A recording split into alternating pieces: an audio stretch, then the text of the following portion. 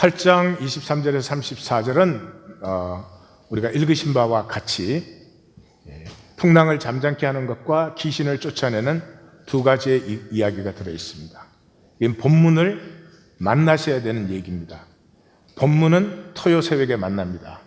그래서 지금 이 시간에는 본문 설명은 드릴 수가 없고 본문의 중요한 포인트는 나누도록 할 것입니다.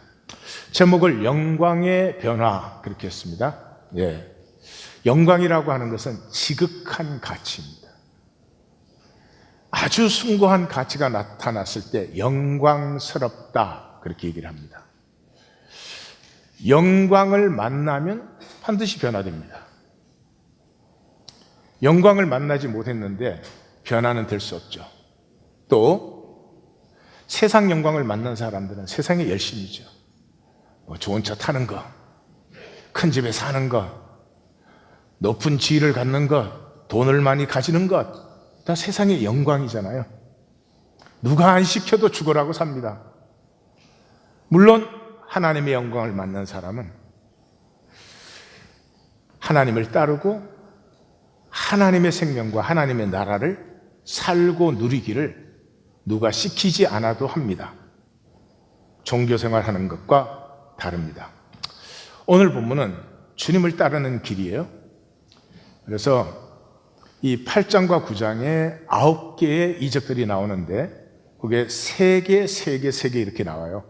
가운데 3개가 나오는 부분입니다. 여기에 풍랑을 잠잠케, 그 다음에 귀신을 쫓아내시는 것, 그 다음에 들것에 실려온 중풍병자를 고치고 제사하시는 것, 이렇게 3개가 나옵니다. 요 시작 전 섹션에서 나를 따르라, 그리고 이걸 마치고 그 다음 설명하는 섹션에서 나를 따르라 이렇게 합니다. 그러니까 주님을 따르는 것입니다. 오해하시면 안 됩니다. 나를 따르라고 해서 내가 주님을 위해서 무엇을 하는 것 아닙니다. 내가 부르심을 받아서 주님을 위해서 무엇을 한다. 주님은 온전하세요. 우리가 더할 것도 없고 뺄 것도 없으세요. 주님을 따르는 길이 주님의 구원을 내 속에 가꾸어 가는 길입니다. 다시 말씀드려요. 주님을 따르라는 것은 나의 구원을 받으라는 것이지 내가 주님을 위해서 뭘 해야 되는 것이 아니다 하는 것입니다. 이미 이 섹션이 시작되기 전에 주님께서는 건너편으로 가기를 명하셨다 그렇게 나와요. 그 다음에 이제 두 가지 얘기 나오죠. 어디든지 따라가겠습니까? 습니다. 그러니까 인자는 머리 둘 것이 없다. 그래서 하나님의 사람이면 이 세상에 자리 없어요. 이 세상이 거짓이고 허상인데 이 세상에서 무슨 자리 만듭니까? 예수님은 외경에서 그렇게 말씀하셨어요. 인생은 다리와 같아서 지혜로운 자는 지나가고 어리석은 자는 집을 짓는다. 자리를 만든다. 자리 만들어 놓으시면 영원히 내 것 되십니까? 사실 이 자리 문제는 성경의 주제예요. 이걸 샬롬이라고 하는 것입니다. 창세기 1장을 보시면 실제적인 현상 세계는 넷째 날, 다섯째 날, 여섯째 날 만들어지죠. 넷째 날 하늘에 해달 별이 만들어져요. 근데 첫째 날 뭐를 만들어요? 빛을 만드셨죠. 해달 별의 자리는 빛이에요. 빛이 없으면 해달 별이 없죠. 둘째 날 공중의 새와 물속의 물고기들을 만드셨어요. 다섯째 날, 둘째 날 뭐 하셨어요? 하늘과 바다를 만들었어요. 여섯째 날 땅의 모든 짐승들을 만드셨어요. 셋째 날 뭐 만드셨어요? 땅을 만드셨어요. 그러니까 자리. 그래서 성경의 주제가 샬롬인데 샬롬이란 말은 각자가 자기 자리에 있는 것이에요. 아버지가 아버지의 자리, 엄마가 엄마의 자리, 자녀가 자녀의 자리에 합당하게 있으면 그곳엔 반드시 샬롬이 이루어집니다. 그러니까 예수님을 따르는 사람들은 이 세상의 자리를 만들 수도 없고 이 세상에 무슨 자리가 있어요. 두 번째는 아버지 장사 지내겠습니다 하니까 죽은 자들로 죽은 자들을 장사 지내게 해요. 이 세상은 생명이 없어요. 생명이 어디에 있습니까? 생존밖에 없어요. 생존은 참 불쌍하고 치열한 것입니다. 정신토록 땀 흘려 수고하는데 가시던 물과 엉겅퀴를 거두는 것이. 생명은 열리는 순간부터 피어나고 자라고 성숙해 갑니다. 하늘을 누리고 땅을 누리는 것이죠. 이 세상에는 없습니다. 자, 이 두 가지를 만난 사람이 이제 따르는 거예요.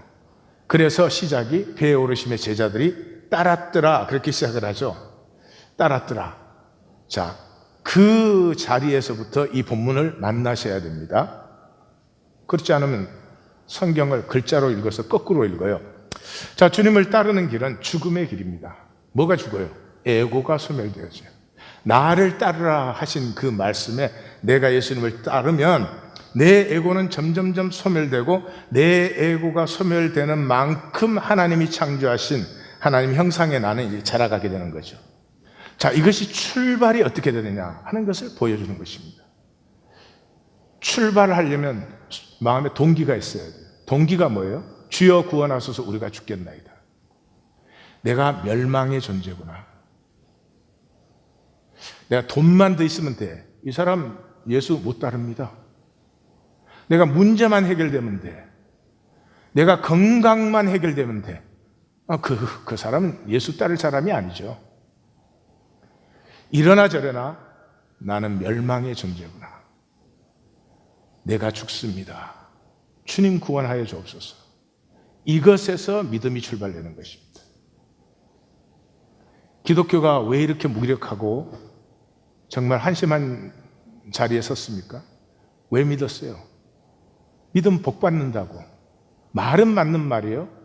내용은 전부 엉터리로 가르쳐놨어요. 믿음은 무병장수하고 뭐 복 받고 자녀 잘 되고 그런다고 그랬어요. 그러니 여전히 그 영광이 어디에 있어요? 세상 영광이 있어요. 그 사람이 주님, 주님, 하나님, 예수님 뭐 다 불러댈지 몰라. 교회를 뻔질나게 들락날락 할지도 몰라요. 절대로 하늘의 영광은 피어나지 않아요. 내가 멸망의 존재구나, 주님 외에는 구원이 없구나 하는 이것을 만난 사람이 출발이 됩니다. 믿음이 출발이 돼요. 주를 믿는다는 것과 주를 따른다는 것은 복음서에서 똑같은 말이에요. 그 출발은 언제 시작되느냐? 놀라우심을 만나야 돼요. 영광을 만나야 됩니다. 하나님의 영광을 못 본 사람이 하나님 나라를, 하나님을 구해요? 아니죠. 세상 영광 구하는 거죠. 예. 그래서 제자들이 도대체 이 사람이 누구냐? 바람과 바다까지도 순종을 하는 이 놀라운 신적 임재를 만난 거기가 출발점입니다. 그리고 이 풍랑이 잠잠게 되고 말씀 한마디에 또 귀신이 말씀 한마디에 쫓겨나고 이런 것들은 우리 현대인들은 이게 무슨 뭘 동화를 적어놨나, 이게 실제로 어떻게 이런 일이 일어날나 그렇게 생각할 수도 있어요. 이미 우리의 가슴을 잃어버리고 머리밖에 남지 않아서 그래요. 말씀은 원천적 울림이에요. 이 우주는 전부가 울림이에요. 이 우주를 만들고 있는 게 원자예요. 원자. 원자는 바이브레이션과 이 회전이에요. 울림이에요. 울림. 그래서 말씀은 원천적인 울림이기 때문에 이 우주에 있는 모든 것이 이게 물질적이든 정신적이든 이것이 이 원천적 울림에 aligned 되면 샬롬이 그곳에 일어나요. 원천적 울림에 모든 울림은 종속되게 돼 있어요. 그래서 풍랑이 있어도 예수의 말씀이 원천적 울림이 울려나가기 시작하면은 그곳에 샬롬이 일어났죠. 현상계가 오히려 더 복잡합니다. 그래서 바람과 바다를 꾸짖으시니 이렇게 길게 해요. 연계는 간단해요. 이게 현상에 가리는 것이 없이 직접이니까. 귀신 들린 자는 예수님을 딱 보면 알잖아요. 하나님의 아들인 것을. 왜요? 현상계는 이렇게 다 우리 가리는 거 아니에요? 나뭇잎 치마 껍질들이 있는데 껍질 없으니까 연계에서는 그냥 알죠. 연계에서는 간단해요. 가라, 고 한다면 되는 거죠. 그 다음에 또 이 성경 흐름에서 읽지 못하면 믿음이 작은 자들이요, 그렇게 예수님이 부르시잖아요. 그게 이 믿음이 적다고 예수님이 꾸짖은 것으로 이렇게 이해를 해요. 마태복음에 5번 나와요. 이 5번은 전부 제자들, 예수님을 따르는 사람들에게 적혀졌어요.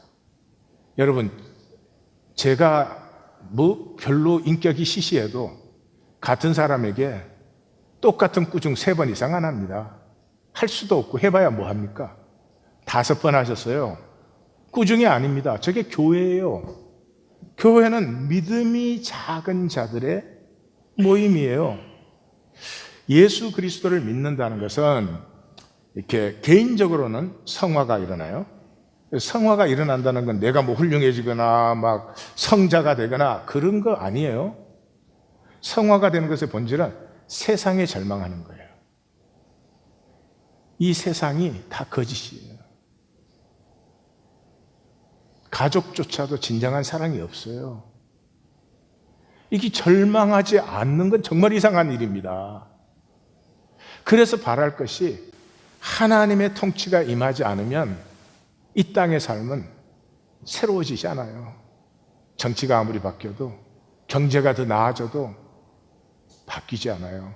그래서 계시록에서 성도가 누구예요? 어느 때까지니까. 하나님의 통치가 임하시는 것이 왜 이렇게 지연이 됩니까? 그런 거죠. 그래서 그 사람들이 함께하는 것, 이 천국을 사모하는 주님의 아버지의 나라가 임하옵시고, 이 천국을 사모하는 사람들이 함께함으로 생명이 피어나는 것, 그게 교회예요. 그래서 마태복음은 교회론이 뚜렷합니다. 근데 이 기독교는 교회를 잃어버렸기 때문에 이게 교회론인 걸 몰라요. 2-3 사람이 내 이름으로 모인 곳에는 나도 그들 중에 있느니라. 2-3 사람이에요. 2-3 사람이 모여서 뭐 조직해요? 하나는 목사, 하나는 장로, 하나는 집사. 다음에는 또 바꿔서 해. 아니 2-3 사람이 모여서 종교 의식합니까? 2-3 사람이 있으면 그냥 자연스럽게 함께 하는 거예요. 특징이 뭐예요? 임재. 주님의 임재에서 함께 하는 거예요. 그래서 교회는 지극히 작고 연약합니다. 이게 사도 공동체 때의 교회였어요. 마치 나사렛 예수처럼. 나사렛 예수는 지극히 초라하고 작고 연약했어요. 근데 우리는, 이 기독교의 교회는 솔로몬의 성전을 세우고 황제를 세워요. 교회마다 황제가 있다고. 그걸 교회라고 그래요. 마치 이런 거예요. 물방울이 바위에 한 방울씩 똑똑똑 떨어져요. 언젠가 바위를 뚫어요. 바위가 뚫힐 때까지 그 물을 한꺼번에 쏟아부어.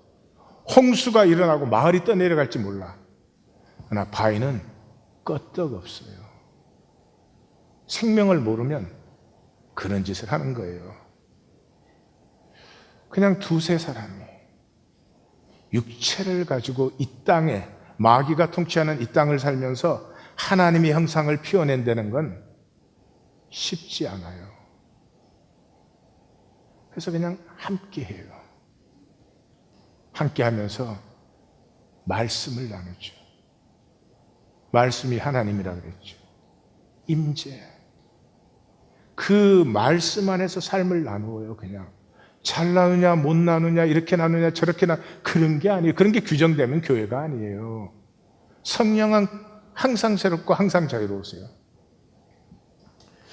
그래서 임재가 없으면 아무것도 아닌 사람들이. 지금 기독교는 임재를 느껴요. 우리가 임재만 느끼면 성화가 대번 시작되죠. 헌신하라고 가르쳐요? 가르쳐서 될 일이에요? 헌신은 저절로 되는 것이죠. 이 사람들에게는 특징이 나타나요. 특징이 나타나요. 이 마귀가 통치하는 세상 속에 생명이 산다고 하는 것이 얼마나 어렵고 힘들고 아픈 일인지를 잘 알아요. 그래서 이 사람들은 심판이 없어요. 산상수훈의 결론이 뭐예요? 심판하지 말라. 우리는 비판하지 말라고 해요. 심판하지 말라. 심판이 뭐예요?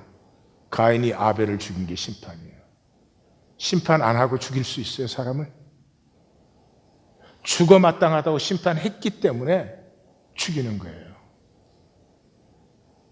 그 동전의 다른 사이드는 정죄가 없기 때문이에요. 복음의 핵심, 봉우리 끝이 어디예요? 로마서 8장이에요.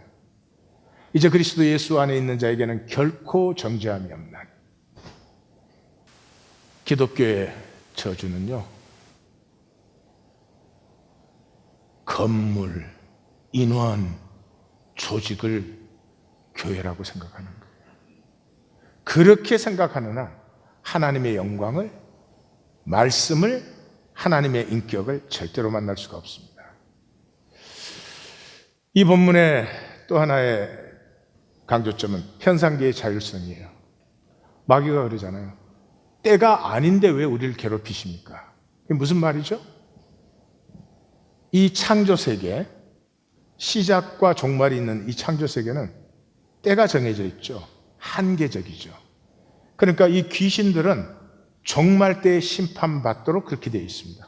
마태복음 25장에도 나오고 계시록에서도 나오고. 그때가 안 되었는데 왜 자기들을 심판하러 오셨느냐는 말이죠.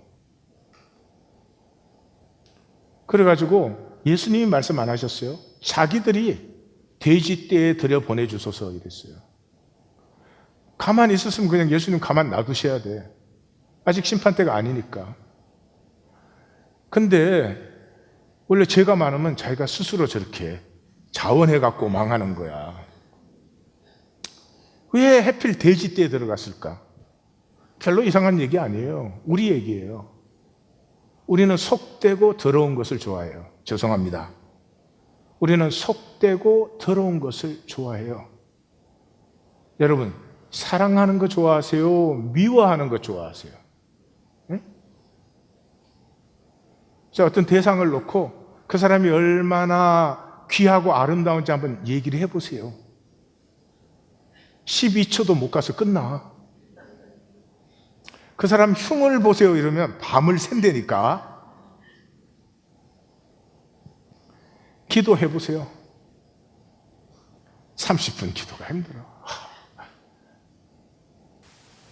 말씀 묵상이 쉬워요. 드라마 보기가 쉬워요. 착각하시면 안 됩니다. 하나님의 영광을 볼 때까지 우린 세상 영광이 좋아요. 세상 영광이 깨끗해요? 아니에요. 피가 묻어있는 영광이에요. 누군가는 희생되어야 누군가 편한 거예요. 누군가는 덜 가져야 누군가는 더 가지는 거예요. 땅 끝에 붙어있는 표피적, 지표적 삶이에요. 누군가 더 차지하면 누군가는 덜 차지해야 돼요. 에고는 절대로 죽을 수가 없어요. 에고는 스스로 절대로 죽을 수가 없어요. 진짜는 죽을 수가 있지만 가짜이기 때문에 죽으면 없어지잖아요. 그래서 에고의 한계를 잘 아셔야 돼요. 에고는 끝까지 부인합니다. 두 가지 부인해요. 죽음과 지옥. 다 죽는다, 나도 죽는다 알아요. 그러나 내가 죽는다는 건 나에게 언제나 충격이에요. 나는 안 죽을 것처럼 에고는 생각하기 때문에 살아가고 있어요. 내가 언젠가는 죽는다만 알아도 우리의 삶은 새로워져 버립니다. 이 에고의 거짓. 두 번째가 지옥이에요. 여러분 세상 나가서 종교가 있든 없든 이 나라 민족이든 저 나라 민족이든 누구든지 붙잡고 한번 물어보세요. 당신은 죽으면 지옥 갈 것 같습니까? 이렇게 한번 물어보세요. 지옥 간다는 사람은 아무도 없습니다. 그래서 장례식은 다 거짓말한대요. 다 죽은 사람 보고 좋은 데 갔대. 그 좋은 데 갔다는 사람 보고 그럼 지금 보내줄게 그래봐요. 진실은 간단하게 적는데요. 인간의 에고의 거짓. 너무 피하고 싶은 진실이잖아요. 그러니까 좋은 데 갔다. 편안한 데 갔다. 인제 고이 잠도 수소. 죽은 때는 잠 안 자도 돼. 이런 걸 이게 다 종교라는 거죠. 예. 그리고 구원의 불가능성을 만나죠. 그 가다라 지방의 사람들이 나가서 보고 떠나시기를 간구했어요. 우리는 절대로 구원받을 수 있는 존재 아니에요. 예수님이 구원을 말씀하시는 19장에서 그랬잖아요. 사람으로 안 돼. 하나님으로 되는 것이다. 이렇게 말씀하셨죠. 그래서 에고의 왕국. 지금 우리는 각자 한 사람 한 사람이 에고의 왕국이에요. 에고 마음대로 다 살고 있어요. 이 에고 건드리면 또 싸움도 일어나고 참 삶이 복잡합니다. 이 에고의 왕국에 우리 다 왕이죠. 그 3시간이 도래해야 되는데 이 3시간이 현상적인 3시간이 도래하는 건 용납하고 환영할 수가 있어요. 근데 본질적 3시간은 에고는 절대로 받아들일 수가 없죠. 왜냐 그러면 본질적으로 새로워진다는 말은 에고가 없어진다는 말이거든요. 그래서 절대로 환영을 못해요. 그래서 그 귀신이 쫓겨나가고 사람이 온전케 되었고 그 위험한 자리가 안전하게 되었고 등등등 그러면은 나가서 좋은 일이 일어났잖아요. 근데 돼지떼가 많이 죽었다. 그럼 속상한 일도 일어났잖아요. 이 사람들의 반응은 기쁨도 아니고 분노도 아니었습니다. 조용히 떠나기를 간구했습니다. 만약에 나갔는데 거기에 초라한 나사렛 예수가 아니고 황제가 있었다면 어떻게 될까요? 그들은 머물고 그 자리에 계시고 거기에 신전도 세워졌을 거예요. 현상적인 것, 이것은 에고의 세계의 전부입니다. 근데 본질적으로 새로워지는 것은 에고는 받아들일 수가 없어요. 그래서 하늘의 영광을 만나기까지 주님 못 따라요. 주님, 예수님, 하나님, 성령님 해대면서 뭐 구해요? 실제로는 세상 영광 구해요. 세상 영광 좀 더 가지고 싶은 거예요. 하늘의 영광을 만나야 내 안에 있는 하나님의 형상이 열리기 시작해요. 그 하늘 영광은 어디서 만나요? 말씀에서 만나요. 이 말씀은 영원한 현재입니다. 하나님에겐 시간이 없어요.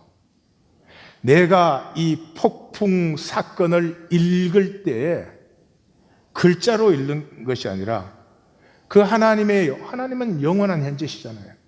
그 영원한 현재 하나님이 역사하고 계시는 하나님의 신적인 위엄과 권능이 나타나는 영광의 자리에 내가 초청된 거예요. 거기에 나타나는 신성을 만나는 거죠.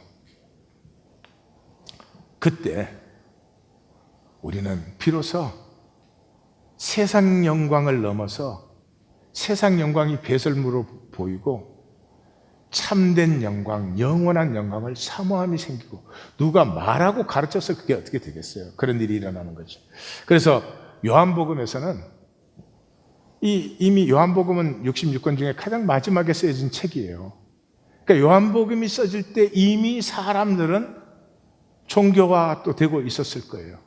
왜냐하면 우리는 종교는 우리에게 편하잖아요. 내가 컨트롤하는 것이고. 그러니 요한복음은 뭐를 쓰고 있어요?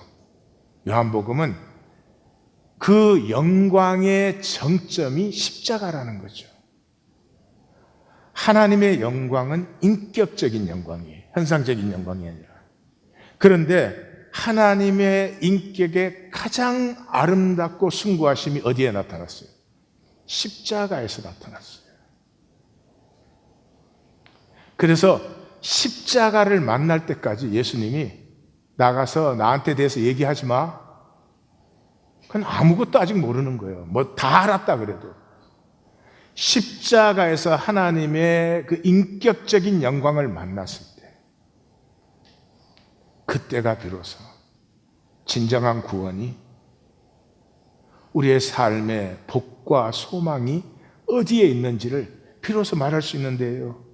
그래서 요한복음 사역을 마치고 마지막 밤에 들어가면서 영광이라는 얘기가 막 계속 나와요.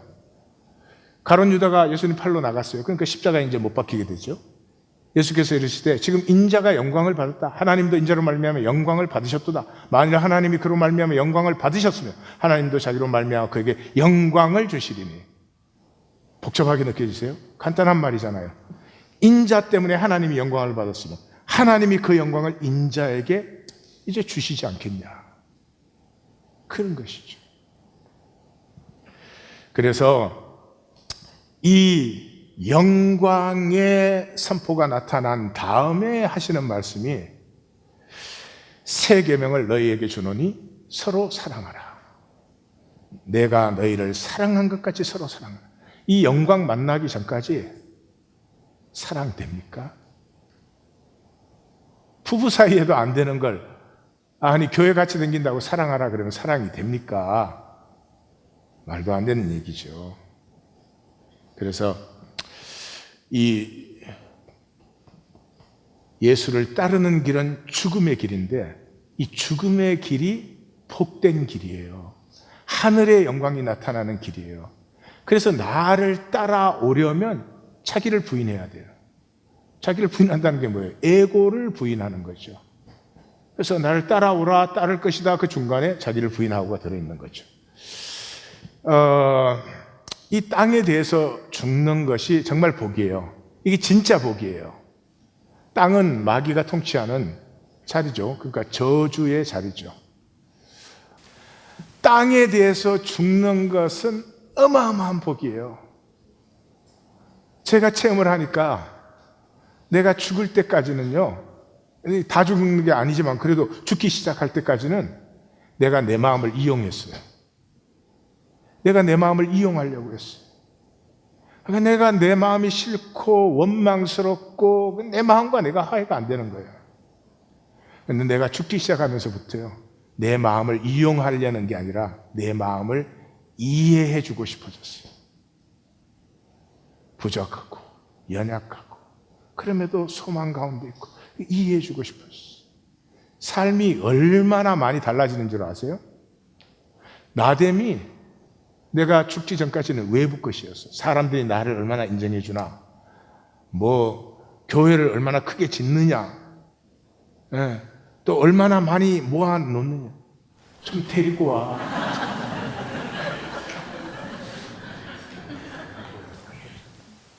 나됨이 외부였어요. 그런데 이제는 나됨이 내면이에요. 내면의 평안을 보고 싶어요. 풍랑이 아니라 평안을 보고 싶어요. 내 마음이 깨끗하기를 원해요. 억만금보다 내가 정결한 것이 더 귀하게 느껴져요.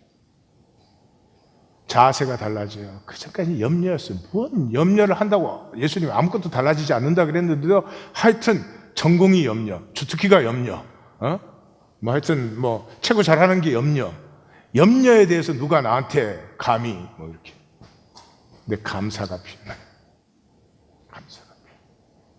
취향이 또 달라져요. 이때까지는, 죽기 전까지는 인생이 뭔 줄 아세요? 쿨한 척이에요. 쿨한 척. 쿨한 척 하지 마. 난 불쌍해 보여. 쿨한 척 하고 있으면 불쌍해 보인다니까. I am fine. 왜 웃냐? 너네들 얘기야. 근데 취향이 자유. 그냥 나이고 싶어요. 쿨하지 않아도 괜찮아. 나이고 싶어. 내가 부족도 하고 뭐 아직은 잘하는 중에 있으니까. 연약한 점도 많지 뭐 그래. 생활은 끊임없이 초조했어요. 50대였을 때는 야, 내가 벌써 50인데 지금 이거밖에 안 되나 막. 이런 성도들 왜 하나님 나를 버리셨나 봐. 여유가 생겨요. 여유가. 괜찮아. 아이들이 문제가 좀 있어도 괜찮아. 아마 제 아내에 대해서 제가 가장 많이 하는 말이 그 말인 것 같아요. 이 엄마의 마음은 아이들이 조금만 잘못돼도 그래서 나는 괜찮아. 나보다는 나아질 테니까 괜찮아. 아픔만 보였어요. 왜 나한테는 이런 일이 자꾸 생기지? 왜 내일은 안 되는 거야? 항상 그 피해자 의식이었어. 그런데 안 좋은 일, 심지어 어려운 일이 생겼다고 해도 그게 그렇게 끝나는 게 아니라 이것이 합력하여서 선을 이루는 영혼이 보이면서 그냥 편해지고 내가 좋아지고 또 그러니 내 주변의 사람들도 평강과 안식을 누리고 족구할 때 상대편만 빼고는 다 평강과 안식을 누리고 이 삶을 뭘로 살아요? 뇌로 살잖아요. 뇌. 이게 에고잖아요. 결코 안 죽어요. 근데 말씀이 임하면 죽어야 되잖아요. 그러니까 어떻게 해요? 거짓을 해요. 근데 100% 거짓이면 안 속죠. 살짝 거짓을 해요. 말씀이 참 중요해. 말씀에 다른 길이 없어. 그런데 지금은 급해. 급한 일이 있어. 10년 전에도 급했거든. 작년에도 급했거든. 올해도 급하거든. 내년에도 똑같이 급할 거니까. 정일건 씨의 사는 맛이라고 하는 시를 나누겠습니다.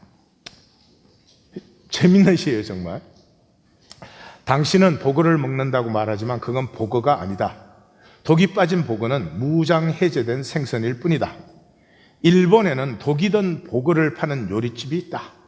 조금씩 독의 맛을 들이다 고수가 되면 치사량의 독을 맛으로 먹는다. 그 고수가 먹는 것이 진짜 복이다. 저는 이거 읽었을 때요, 이게 부활이다. 하나님은 내가 주님을 따르기 시작하면요, 죽음을 조금씩 먹여요. 에고가 조금씩 죽어가요. 생명과 죽음 중에 어느 것이 더 강합니까? 두말할 것도 없죠. 생명 에너지가 죽음의 에너지보다 훨씬 더 높죠. 죽음으로 뭘 창조할 수 있어요? 아무것도 없어요. 생명은 무한 창조의 가능성이 있어요. 그래서 독을 죽음을 조금씩 먹이시다가 드디어 내가 죽음과 직면하는 그 순간이 왔을 때 내 생명으로, 그동안 에고가 죽어버린 내 생명으로 죽음을 품어 안아버리는, 모든 것을 다스리라. 이 다스림이 드디어 완성되는 거죠. 맛이란 전부를 먹는 일이다. 사는 맛도 독이 든 보고를 먹는 일이다. 아프고 어려운 걸 그저 피하려고, 내가 싫고 안 좋아하는 건 다 피해야 돼. 그건 산 게 아니죠. 생존. 기다림, 슬픔, 절망, 고통, 고독, 그 독을 먹어보지 않았다면 당신의 사는 맛은 독이 빠진 보고를 먹고 있을 뿐이다. 아프지 않으려고, 힘들지 않으려고, 손해보지 않으려고 피하고 유리한 것밖에 없죠. 이 말씀과의 공명, 말씀이 원천 울림이죠. 내 존재의 울림, 내 영혼의 울림이 이 말씀과 공명되기 시작하면서, 얼라인 되기 시작하면서 나의 동시성이 회복돼요. 그게 무슨 말이냐? 나는 영원 전부터 하나님과 함께 있었잖아요. 영원에서 온 내가 피어나요. 도토리 알이 조그만합니다. 이 도토리가 거대한 상수리나무로 자라요. 이 도토리가 상수리나무로 자라는 동안 지가 물을 애쓰고 노력하는 게 아닙니다. 그냥 도토리가 상수리나무 되는데 필요한 영양분, 햇빛, 물 뭐가 됐든지 그것은 전부 그리로 끌려오게 되어 있어요. 끌려오게. 도토리가 찾으러 돌아다니는 게 아니에요. 혹시 방황하는 도토리 보셨어요? 그게 거듭남이에요. 거듭남은 에고, 가짜 나로 살던 내가 진짜 내 나로 피어나기 시작해요. 그럼 거듭난 사람의 가장 큰 특징은 죄책감이 없는 거예요. 생명이 자라고 있기 때문에. 자라는 동안 연약하기도 하죠. 미성숙하기도 하죠. 넘어지기도 하죠. 실수도 하죠. 실패도 하죠. 죄도 지어요. 그러나 다짐매를 잘하고 있으니까. 그 말이 무슨 말이에요? 드디어 자기를 만나요. 막 자기의 안 좋은 점은 막 만가지로 변명하고 부족한 나, 심지어 악한 나, 악이 없는 사람 있어요? 그걸 직면할 수 있어요. 직면하면 바로 넘어서요. 내가 약하지 않다고 싸우고 있는 동안은 계속 평생을 그것과 싸워야 돼요. 그래, 내가 아직도 그렇게 부족하지, 아직도 그렇게 약하지, 이걸 받아들이면 그거는 넘어서요. 그게 치유와 회복이에요. 그래서 거듭나면은 여호와 이래, 하나님이 나를 생명으로 창조해서 보낼 때 그냥 보낸 게 아닙니다. 내가 하나님의 영광으로 자라나는데 필요한 모든 것을 예비하신 후에 보냈어요. 비로소 여호와 이래를 누리기 시작해요. 그리고 비로소 그 모든 일들이 합력하여 이루는 선을 누리게 되어요. 그걸 동시성이라고 해요. 이 거듭남의 반대가 뭐냐? 두려움이에요. 거듭나지 않은 사람은 끝없는 두려움으로 살아요. 성경에서 가장 많이 반복된 말씀이 두려워 말라예요. 366번. 그래서 뭐 윤년까지 하루에 한 번씩 쓰라고 저렇게 했대요. 그러나 잘 들으십시오. 어떤 어려움도 두려움만큼 크지 않아요. 직면해 보면 그 다 사람 사는 길이요. 살다가 어려울 때도 있고 힘들 때도 있는 거예요. 근데 두려움이 우리를 그 직면을 못하게 해요. 피하면 없어질까? 피하면 따라댕겨요. 그래서 두려움에 사로잡힌 사람은요, 존재가 무감각해요. 가치와 의미를 느끼지 못해요. 그저 나를 안전하게 지키는 것, 그거밖에 없어요. 나에게서 더 가치 있고 의미 있는 일이 어떻게 피어날 수 있을까? 이게 완전히 사장돼요. 이게 현대인이에요. 두려움에 사로잡힌 사람은 무감각, 무기력, 무가치, 자기를 무가치하게 느껴요. 그래서 아무것도 창조를 못해요. 한 달란트예요. 그저 지키기에 급급한 거죠. 자, 에고에서 가장 주의할 것은요, 에고에서 그 뭐 다 우리가 그걸로 살아요. 거기서 그럼 나 자유해야 되겠다, 안 돼요. 뭐가, 열쇠가 어디에 있어요? 에고의 가장 거짓은 어디에 있느냐? 말씀을 못 만나게 해요. 에고는 말씀을 두려워합니다. 에고는 말씀을 들으면 죄책감을 느껴요. 하나님은 죄책감을 주지 않아요? 마귀가 죄책감을 주는 것입니다. 근데 에고는 말씀을 들으면 너 왜 안 그래? 이렇게 들어요. 아, 그렇구나. 그게 아름다운 거구나. 그게 참 좋은 것이네. 이렇게 들어야 되는데, 풍경화를 보듯이. 있잖아요. 하나님의 말씀은 아름답게 살지 못하는 우리에게 아름다운 풍경화 한 폭을 보여주는 거예요.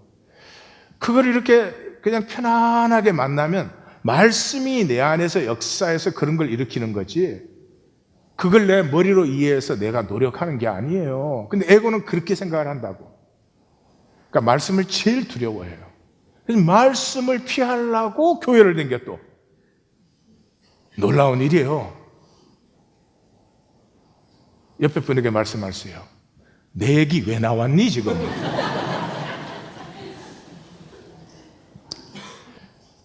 그래서 말씀이 나에게 역사해야 되는 것은, 말씀은 사랑이시고, 그 돌판을 깬 모세 앞에 하나님이 오셔서 여호와라 여호와라 나는 자비롭고 인자하고 노하기를 더디하고, 그 하나님 임재 앞에 나왔다는 것 없이는 이놈 말씀과 맨날 싸우느라고 전혀 엉뚱한 데 가버리죠. 그래서 종교의 기만을, 종교는 죄책감을 이용해요. 끝이에요. 죄책감에 붙들린 사람은 절대로 새로워질 수 없어요. 그래서 종교의 기만을 조심해야 됩니다. 자, 종교는 위기를 어떻게 대처하느냐 하면 가상의 적을 만들어요. 실제는 절대로 부딪히지 않아요. 가상의 적을 만들고 그 안에서만 자기들끼리 으쌰으쌰 하는 거예요. 그래서 어려운 일이 생기면 그 실제와 가서 부딪히지 않고 예수 이름으로 십자가 사랑으로 가서 뭐 부딪혀 봐야 될 거 아니에요. 잘하든 못하든. 근데 거기는 실제는 딱 닫아놓고 성경과 교리 속으로 싹 피해. 그러니까 성경은 이렇기 때문에 나는 어렵고 너는 잘못됐다. 뭐 이거에 생명을 거는 거예요. 미움의 사람들은 상대를 악으로 규정하였기에 상대에게 어떻게 해도 자신은 의가 돼요. 자신을 선으로 규정하여 자신의 거짓과 음해는, 종교인은 거짓과 음해, 이거 뭐 정당하여 성탈하지 않아요. 자기는 그런 짓을 해도 뭐 성찰하지 않아요. 가슴 속에 사랑을 짓눌려 상대의 파멸만이 목적이 돼요. 뭐 진보다 그러면 보수는 죽어야 돼. 보수다 그러면 진보는 죽어야 돼. 나처럼 양쪽 다 똑같다 그러면 너 죽어라 이래.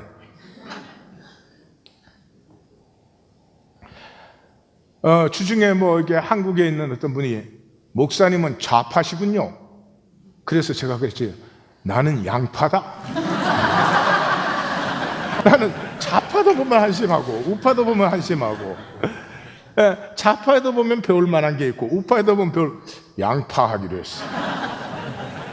좀 매울 거야? 미움 때문에 너의 파멸을 위해서 자신의 행복도 버린 어둠의 영혼이 돼요.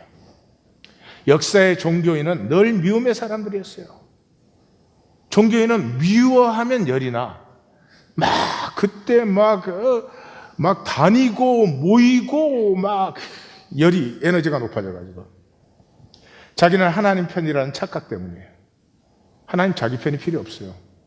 십자가의 사람들이 필요하지. 하나님이 내 편이라는 게 얼마나 위험한 줄 아세요? 기독교에서 공식적으로 인정했죠, 이제는.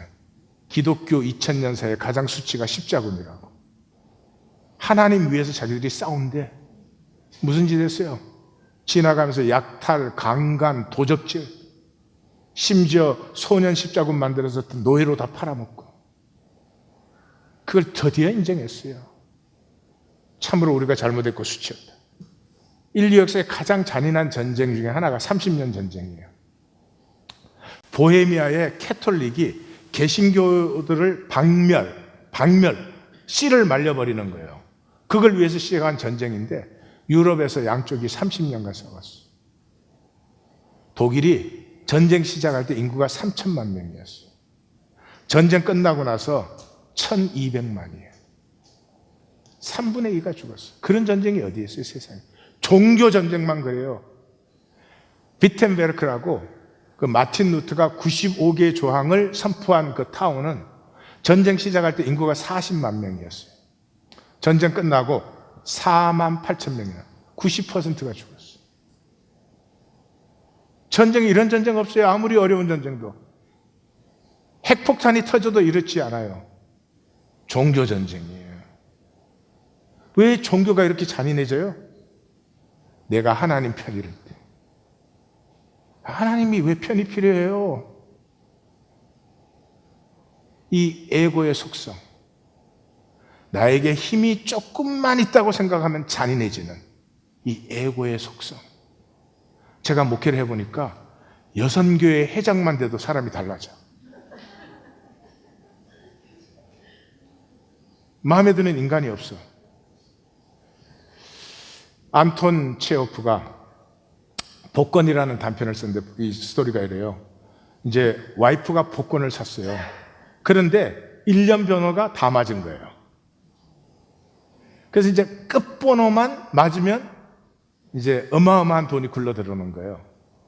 그래가지고는 처음에 둘이 이제 이 복권이 당첨이 우리가 뭐를 할까? 부동산 사고 뭐 가구를 새로 사고 우리 여보 여행도 댕기고 뭐 빚도 다 갚고 그 다음에 남은 돈은 은행에 저축해서 우리가 이자만 받아도 우리는 평생을 호화스럽게 산다.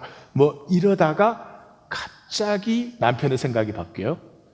남편의 생각이 어떻게 바뀌었는지 들어보겠습니다. 그리고 그는 늦가을에 프랑스 남부, 이탈리아, 인도, 어딘가 외국에 나가는 것이 얼마나 멋질까 생각하기 시작했다. 물론 나도 외국에 가고 싶어요. 이제 복권의 번호를 보세요. 아내가 말했다. 아이, 기다리라고. 그는 방 안을 서성거리며 계속 생각했다. 아내가 정말로 외국에 간다고 하면 어떻게 할까? 혼자 여행을 가야 한다. 여행 내내 아이들만 생각하고 돈을 조금만 써도 한숨을 쉬는 그녀가 아닌 자유롭게 생활하며 가볍고 유쾌한 여자들과 교제할 수 있다면 얼마나 즐거운 일인가. 이반 드미트리치는 짐꾸러미와 바구니와 가방을 잔뜩 들고 기차를 탄 아내를 떠올렸다. 그녀가 뭔가에 대해 한숨 짓고 기차 때문에 머리가 아프고 돈을 너무 많이 썼다고 불평하는 것을 생각했다. 그는 휴게소에서 끓인 물과 빵과 버터를 사러 계속해서 뛰어다녀야 하고 아내는 너무 비싸다고 저녁을 먹지 않을 것이다. 내가 돈을 쓸 때마다 못마땅하다고 불평하겠지. 그는 아내를 힐끗보면서 생각했다. 복권은 내 것이 아니지. 게다가 아내가 외국에 간다고 하면 어떻게 할 것인가. 그녀가 거기서 하고 싶은 게 뭐가 있겠는가. 호텔에 처박혀서 나를 자기 눈 밖으로 벗어나지 못하게 할 거야. 잘 알지. 그는 처음으로 자기 아내가 늙고 못생기고 음식 냄새에 완전히 찌들어 있지만 자기는 아직 젊고 생기 있고 건강해서 다시 결혼할 수도 있을 거라는 사실에 대해 곰곰이 생각했다. 물론 말도 안 되는 어리석은 일이다. 그런데 그녀가 왜 외국에 가야 하지? 그녀는 어떻게 생각할까? 틀림없이 갈 거야. 그림이 그려지지. 사실 나폴리든 클린이든 그녀에게는 마찬가지다. 그녀는 나에게 방해가 될 뿐이다. 나는 그녀에게 의지해야 한다. 다른 여자들처럼 아내는 돈을 받자마자 자물쇠를 단단히 채워 보관할 거다. 자기 친척들을 돌볼 테고 내가 돈을 조금만 써도 아까워할 것이다. 이반 드미트리치는 아내의 친척들에 대해 생각했다. 그 가난한 형제, 자매들 삼촌, 고모들은 복권에 당첨됐다는 얘기를 듣자마자 주위에 거지처럼 모여들어 우는 소리를 해대고 아첨하는 위선적인 미소를 지으며 빌붙을 것이다. 저질스럽고 혐오스러운 인간들. 그들에게 뭔가를 주면 더 달라고 할 것이다. 만약 거절하면 욕설을 퍼붓고 비방하며 온갖 저주를 할 것이다. 이반 드미트리치는 친척들의 얼굴을 떠올렸다. 그는 지금까진 그들에게 호의적이었다. 그러나 이젠 혐오스럽고 몹시 싫어졌다. 그들은 벌레 같은 인간들이야. 그는 생각했다. 아내의 얼굴 역시 혐오스럽게 여겨졌다. 아내에 대한 분노가 마음속에서 들끓었다. 그는 악의적으로 생각했다. 아내는 돈에 대해 아무것도 몰라. 그리고 너무 인색하지. 아마 돈을 받으면 나에게 100루블쯤 주고 나머지는 따로 보관하겠지. 네. 이 다음 부분은 아내가 남편에 대해서 또 똑같이 생각합니다. 에고는 자기가 힘이 조금만 더 있다고 생각하면 어마어마하게 잔인해져요. 아내십니까? 남편에게 이기지 마세요. 남편이세요? 아내에게 이기지 마세요.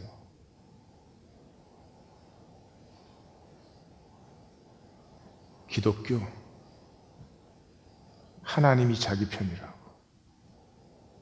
이 세상에 기독교만큼 죄를 지은 종교가 세상에 어디 있어?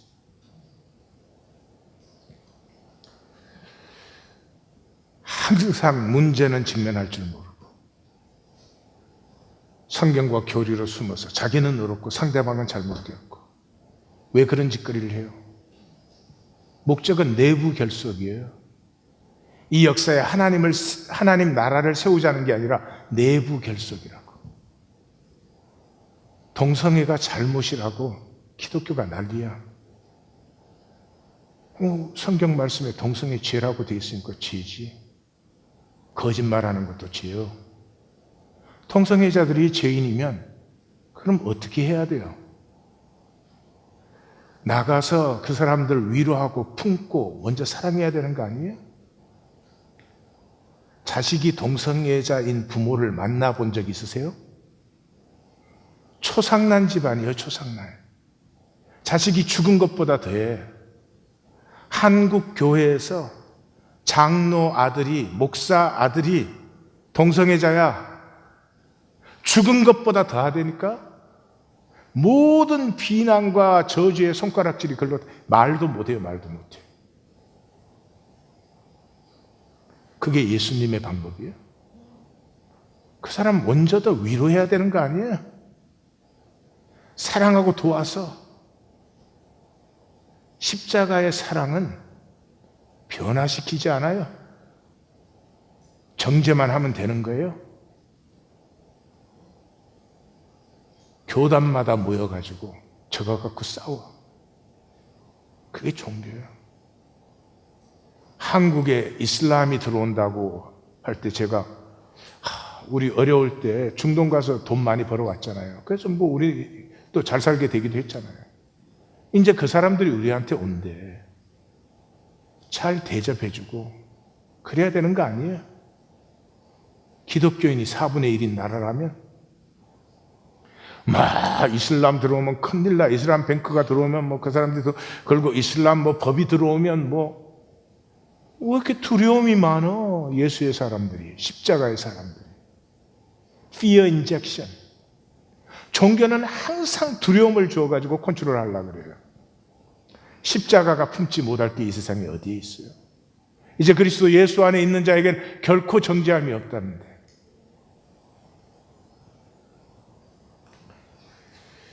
구름 잡는 이야기만 하고. 교회 안에서는 임금님은 벌거숭이 절대로 말을 못해요. 예?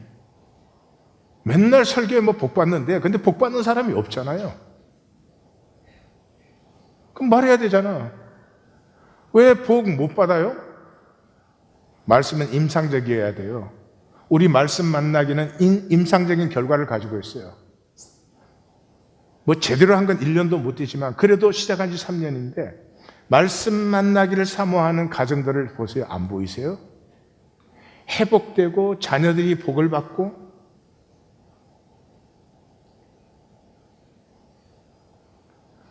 어떤 어머니는 그렇게 말했대요. 너무 좋아서 나는 이제 죽어도 좋다고. 그랬더니 그 아들이 엄마 죽지 마. 이제 시작이야. 정말 죽어도 좋은 말을 들은 거예요.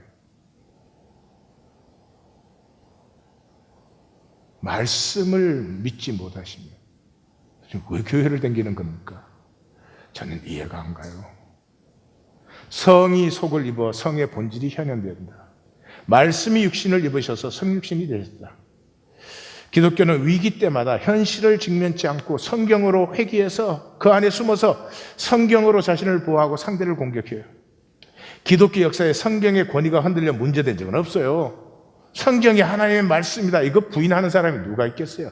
뭐 있기는 있을 수 있겠지만 뭐 신경 쓸 것도 안 되지 않아요? 언제나 성경의 권위를 지켜준다는 이들. 아니 도대체 사람이 어떻게 하나님의 권위를 지켜줘?